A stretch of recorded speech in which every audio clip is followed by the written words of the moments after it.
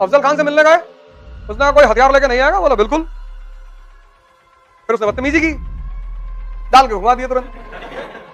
3 चीजें हैं जो अगर तुम्हारे पास हैं तो तुम दुनिया के सबसे धनी आदमी हो। डेयरनेस, एंथुसियाज्म और कॉन्फिडेंस। शिवाजी के पास तीनों है। दुनिया में एक जानवर है जिसको आज तक पाला नहीं जा सका, जिसको आज तक पाला नहीं जा सका, जिसको आज तक पट्टा नहीं पहनाया जा सका, और वो है भेड़िया।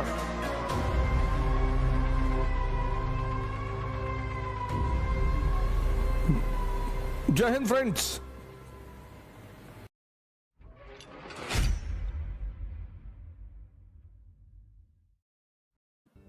तुम जब भी गुलामी करोगे, जब भी तुम गुलाम होगे, तो उसकी बस एक वजह होगी, तुम्हारी आंतरिक कमजोरी। दुनिया में एक जानवर है जिसको आज तक पाला नहीं जा सका। एक जानवर है जिसको आज तक पाला नहीं जा सका, जिसको आज तक पट्टा नहीं पहनाया जा सका, और वो है भेड़िया।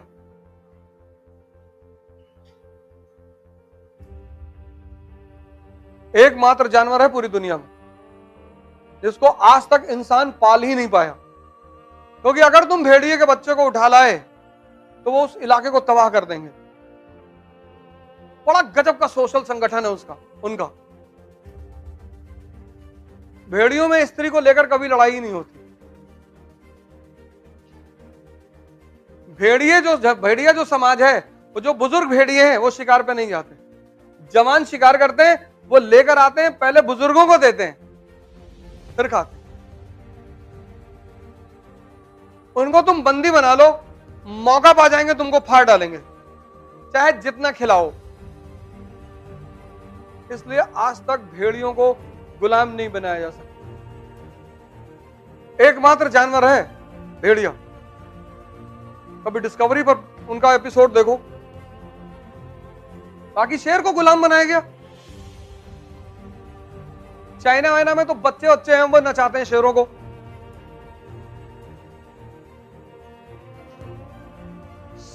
ताकत कहां है? अपने अंदर उत्साह। 3 चीजें हैं जो अगर तुम्हारे पास हैं तो तुम दुनिया के सबसे धनी आदमी हो। एक, डेयरनेस, तुम रिस्क लेना जानते हो। 98% लोग डर मरे हुए हैं। भैया मान लीजिए आईएएस की तैयारी करें और नहीं हुआ तो एमएलए का चुनाव लड़ जाना। अरे ऐसे थोड़े होता है भैया।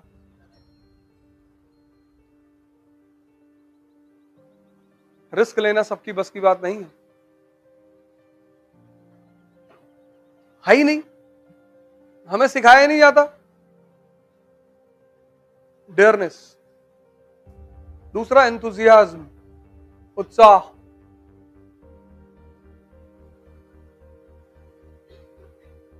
अगर ये चीजें बाजार में बिकती तो अमीर हमेशा अमीर ही होते। वो इस पे मोनोपोली कर लेते और सिर्फ अपने बच्चों को खिलाते एक टेबलेट, ये ले उत्साह का टेबलेट खा ले। डेयरनेस, एंथुसियाज्म और कॉन्फिडेंस, करेंगे तो हम ही।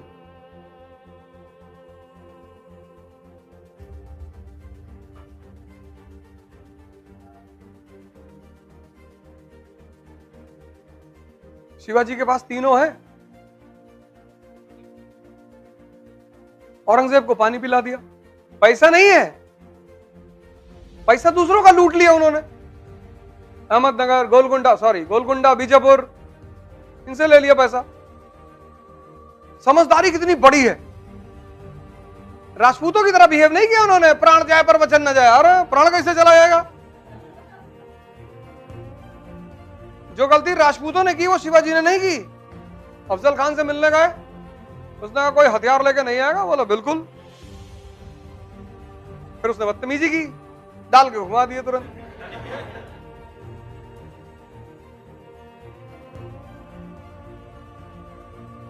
जो आदमी जिस भाषा को समझता है उससे उसी भाषा में बात करोगे ना।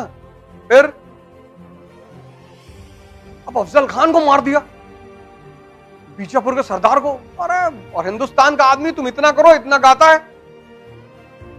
कि भैया अफजल खान का हाथ पकड़ लिए छुड़ा ही नहीं पा रहा था।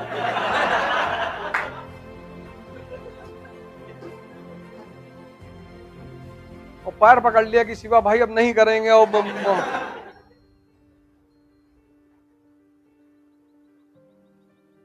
अफजल खान को मारे मारे मुगल सूबेदार का अंगूठा काट लिए, शाइस्ता खान। सोचो कितना बेइज्जती हुआ होगा उसका, कटा अंगूठा लेके दरबार में गया कि भैया उसको मारे ही नहीं, अंगूठा काट लाए कि जाओ अपने बॉस को बता देना कि अगली बार तुम्हारा गर्दन काटेंगे और तुम्हारा बॉस का भी काटेंगे। लेकिन उस आदमी के पास एक गुरु है, रामदास।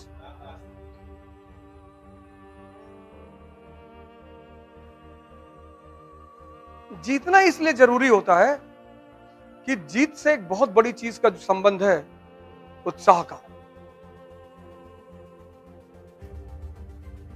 और जो हार के उत्साहित है वो तो भगवान है, उसको तो तुम हरा ही नहीं सकते। इसलिए मिडिल क्लास का आदमी बहुत परेशान होता है। मिडिल क्लास के आदमी को इज्जत का इतना डर रहता है जैसे लगता है कि मुगल बादशाह के घर के हैं। मिडिल क्लास का जो लड़का है उसके ऊपर इतनी चीजें थोपता उसका परिवार, तो देखो नाक मत कटाना, अरे कान कटवा लो।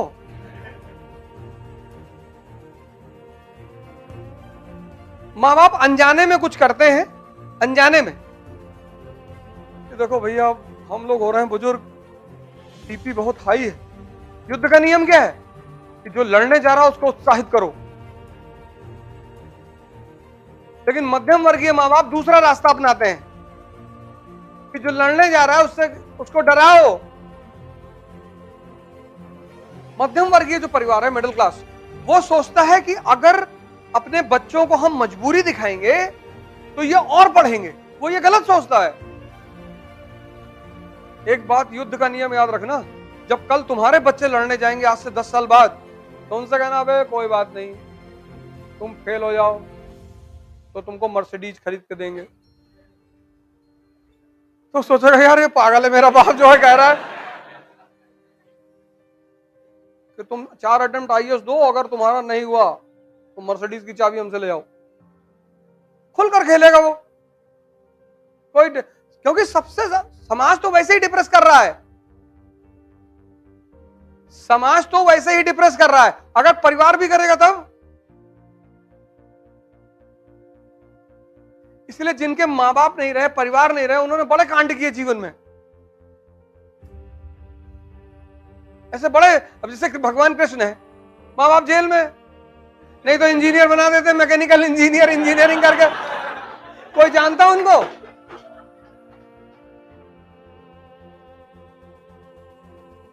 मां बाप का बस चले तो वो चाहते कि हमारे रहते तुम कुछ कर लो, चाहे तुम पीडब्ल्यूडी में क्लर्क ही बन जाओ। मां बाप की 2-3 तमन्ना बहुत बड़ी बड़ी होती है। एक, हमारे सामने तुम नौकरी पा जाओ, और दूसरी तुम्हारी शादी हो जाओ, हम तुम्हारे बच्चों को खिला लें।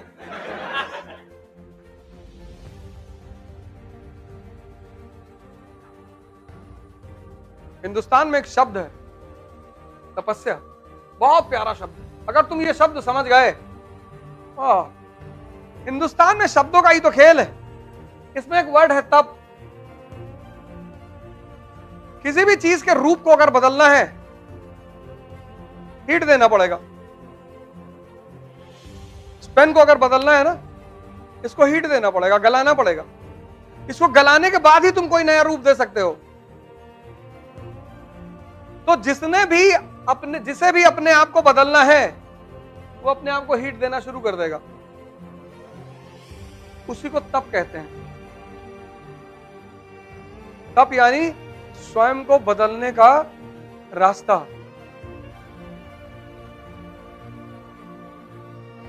कोई भी चीज तुम्हें अगर पानी है, कोई भी,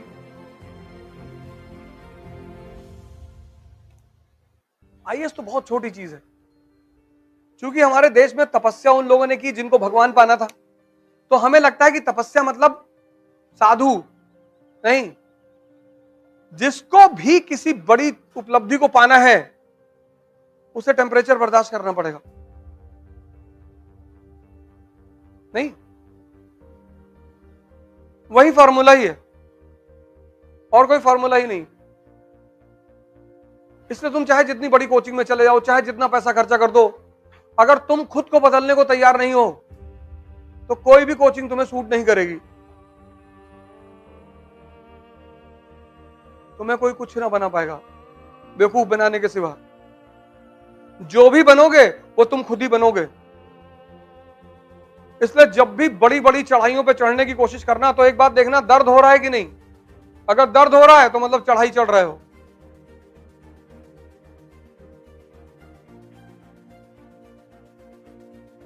तुमको अपने आप को बदलना होगा। से तो आईएएस की तैयारी में इतने लोग आते हैं, आधे ज्यादा 70% तो पहले ही निकल जाते हैं, क्योंकि इसका जो पहला चरण है खुद को बदलना वो बहुत खतरनाक है। इसका पहला चरण ही तो खतरनाक है। अब तुम कॉलेज में कहां, तुम कॉलेज में 8 घंटा पढ़ने के आदी थे। एग्जामिनेशन से पहले 10 क्वेश्चन इंपॉर्टेंट मिल गया, तुम लिख आए।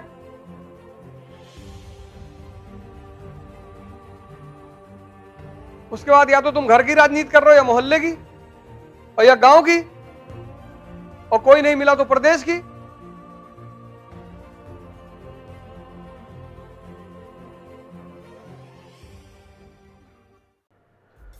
जय हिंद।